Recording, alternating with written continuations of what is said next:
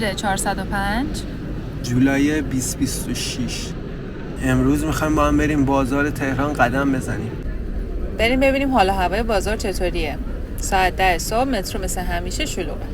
ببینیم بازارم شلوغه یا نه.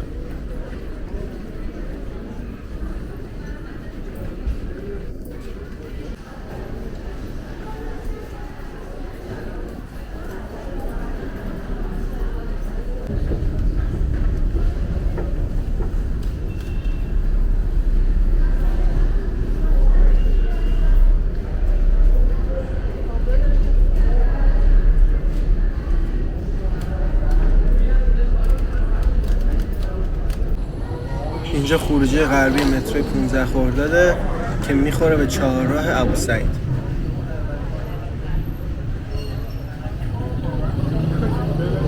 بریم به سمت بازار.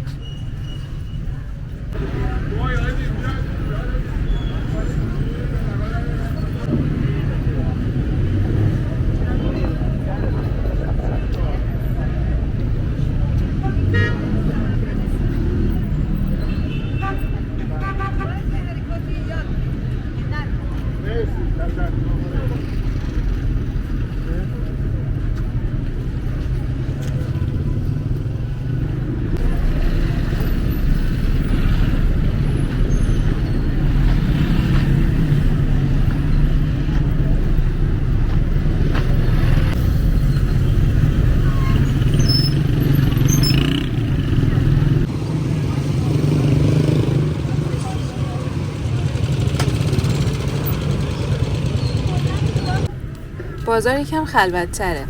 درسته جنگ شده و قدرت خرید اومده پایین، ولی خوشحالیم که بازار هنوز زنده است.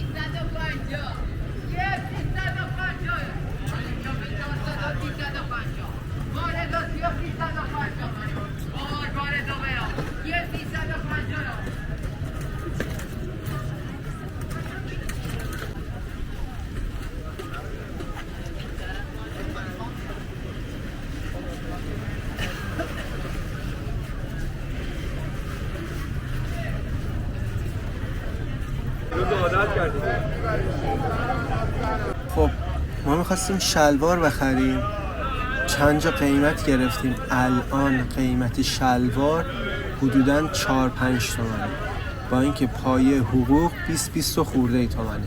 حالا اون خورده ایش بستگی داره به سابقه بیمه و اینکه مجرد بشی یا متأهل باشی و چند تا فرزند داشته باشه، ولی در کل برای یه دختر یا یه پسری که توی 10-20 سالگیشه همون 20-21-2 تومن میشه.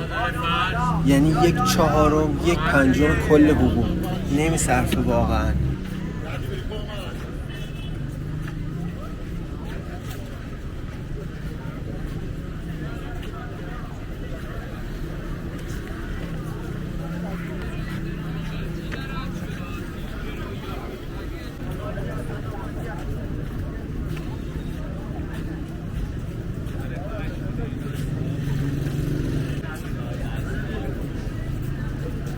فرش میدید؟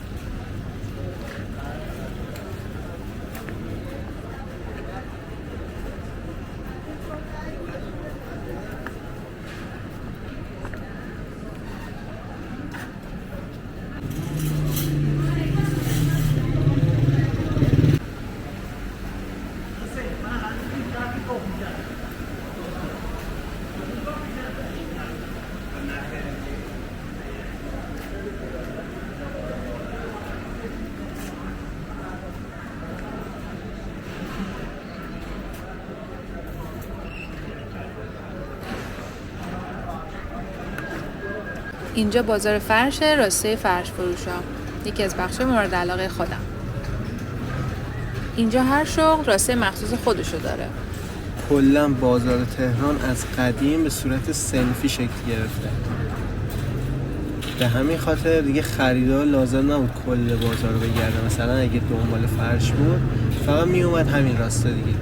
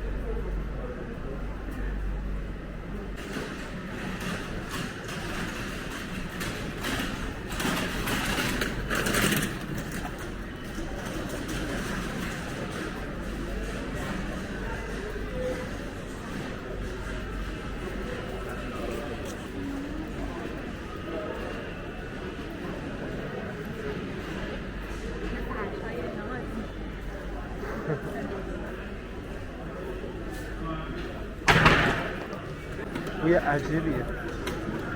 بوی نخ. حالا نمیدونم چه شکلیه ولی شبیه بوی نخه.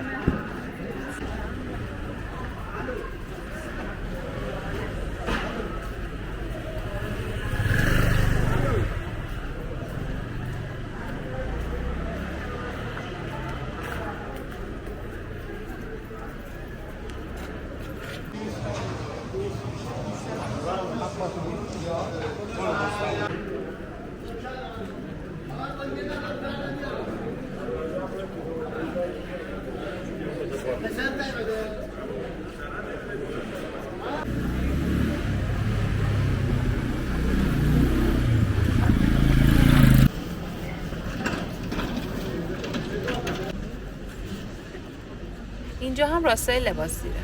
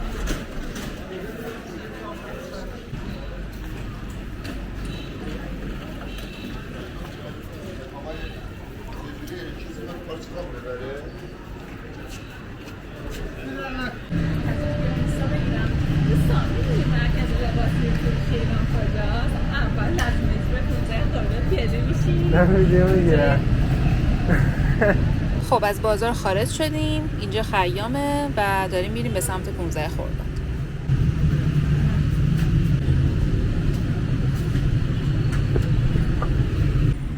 خیابون خیام، خیابونی که تو گذشته اسمش جلیل آباد بوده و به افتخار عمر خیام شاعر و ریاضیدان اسمش رو عوض کرده.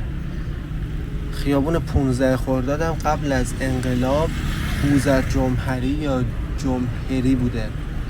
حالا شما اگه درستشو میدونید بچه‌ها بهم بگید. اینجا راسته چرخ خیاطی و پارچه هم هست.